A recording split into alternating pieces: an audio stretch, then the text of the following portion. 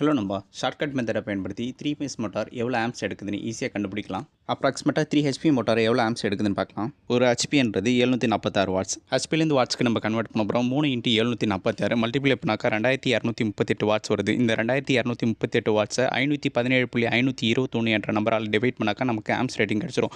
3 HP உள்ள motor 4.324 என்ற amps எடுக்குது.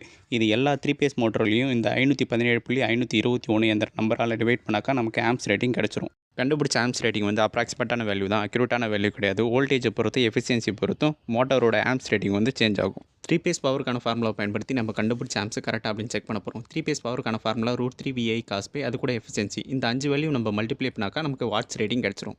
517.521 என்ற நம்பர் எப்படி வந்துச்சுனாக்கா 3 பேஸ் மோட்டருடைய கரண்ட் கண்டுபிடிக்கிறதுக்கான formula I = P / √3 V cos π efficiency. √3 V cos π efficiency இந்த 4 வேல்யூ மல்டிப்ளை பண்ணாக்கா 517.521